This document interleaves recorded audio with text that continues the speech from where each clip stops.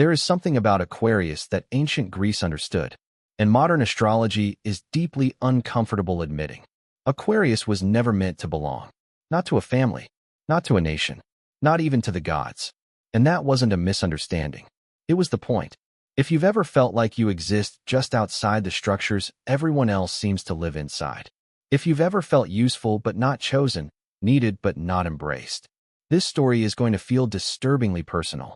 Because Aquarius was not designed as a personality. He was designed as a position. And in ancient Greek thought, that position was dangerous. Let's start with the lie most people believe. That being chosen by the gods was the highest honor imaginable. In Greek myth, that is only true for heroes. For ordinary humans, divine attention was often a curse. When the gods noticed you, your life stopped being yours. And no myth proves that more clearly than the story of Ganymede. Ganymede was not a warrior. He did not challenge fate. He did not seek transcendence. He was simply seen. And that was enough to erase his humanity. Zeus did not elevate Ganymede. He removed him. One moment, Ganymede belonged to the human world. Family, lineage, future, death. The next moment, he belonged nowhere. This is the part modern retellings soften. Because it's uncomfortable to admit that Olympus was not a reward. It was a displacement. Ganymede was taken into eternity before finishing mortality. And that matters more than it sounds. In ancient Greece, being human was not defined by biology. It was defined by participation. To be human meant to belong to a polis, to inherit obligations, to age, to die. Immortality without agency was not divine. It was limbo. And that is exactly where Aquarius lives. On Olympus, Ganymede is not crowned. He is assigned, cupbearer of the gods, the one who pours. Think carefully about that role.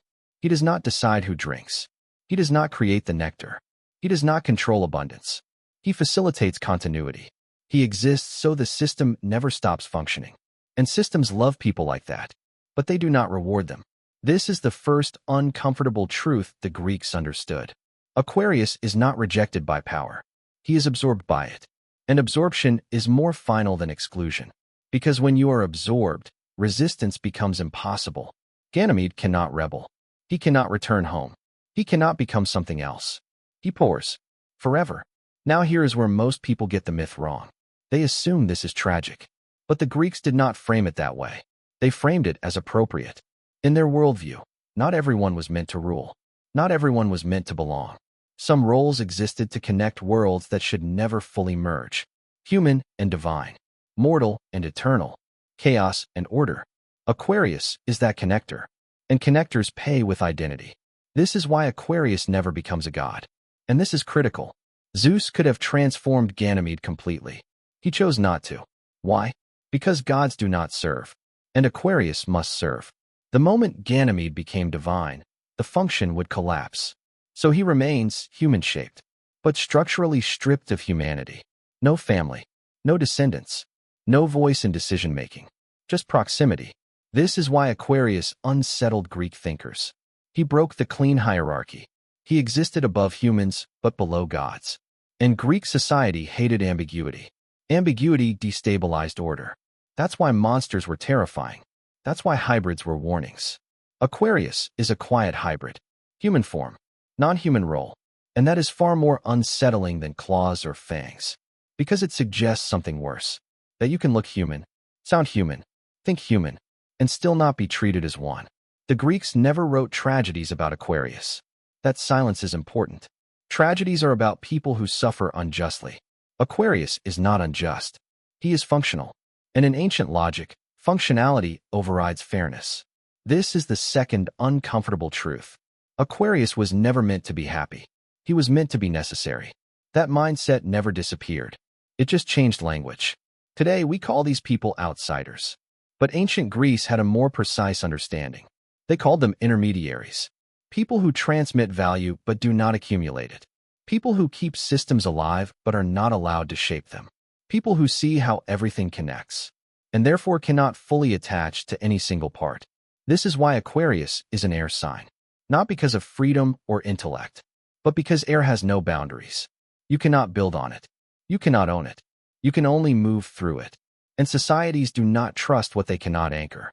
This is why Aquarius is often tolerated but rarely empowered, even in modern settings. Think about who Aquarius energy shows up in today. The analyst who understands flaws in the system but is never promoted. The immigrant who translates cultures but belongs fully to neither. The visionary whose ideas are adopted but whose name is forgotten. The friend everyone comes to for clarity, but no one truly sees. Aquarius energy keeps things moving, but movement threatens stability. So stability contains it, never centers it. And this is where the myth turns dark. Because the Greeks understood something modern culture resists. Not all forms of intelligence are welcome, especially the kind that sees patterns beyond loyalty. Aquarius sees systems, not sides. And that makes him dangerous. Not loud dangerous, quiet dangerous. Because he doesn't fight hierarchy, he exposes it. And exposure is more destabilizing than rebellion. This is the reason Aquarius was never framed as king, hero, or lawgiver. He would dissolve authority simply by understanding it too well. So he is given a role that keeps him occupied. Pour the water. Maintain the flow. Don't ask questions. Don't choose sides. Just keep things running. If this feels eerily modern, it should. Because the United States is built on Aquarius labor. Innovation without belonging. Diversity without power. Contribution without ownership. And people feel this intuitively. They just don't have language for it. So they call it loneliness, or alienation, or not fitting in. But in mythic terms, it is older than civilization. It is the fate of the intermediary.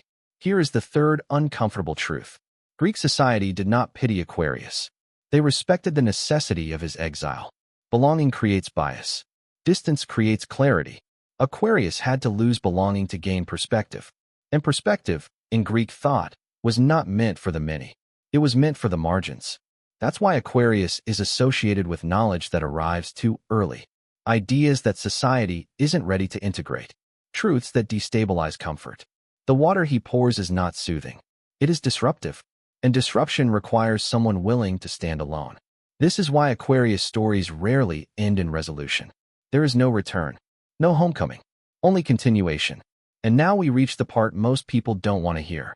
The Greeks believed some people are born to keep the world functioning, not to feel fulfilled by it. They did not call this cruel. They called it balanced. Modern culture tries to soften this. It tells Aquarius, you're special. You're unique. You'll find your people. But the myth says something harsher and possibly more honest. You are here to connect worlds that cannot love you back. That doesn't mean you are broken. It means you are positioned. And positions come with costs. The final question is not whether Aquarius will ever belong. It's whether he understands why he never was meant to. Ganymede does not escape Olympus. But he does not collapse under it either. He endures. And endurance is its own form of power. Not the kind that rules. The kind that sustains. If you've made it this far, it's probably because something in this story felt uncomfortably familiar. If it did, you're not alone. And you're not imagining it. This channel exists to explore the myths beneath modern identity, the stories that still shape how we feel, even when we don't know their names. If this resonated, support the work. Like the video. Share it with someone who's always felt slightly out of place. And subscribe, so we can keep uncovering the ancient logic hiding inside modern lives. Some people are born to belong. Others are born to make belonging possible. Aquarius was never meant to be normal. He was meant to keep the world from collapsing, and that has always been a lonely place to stand.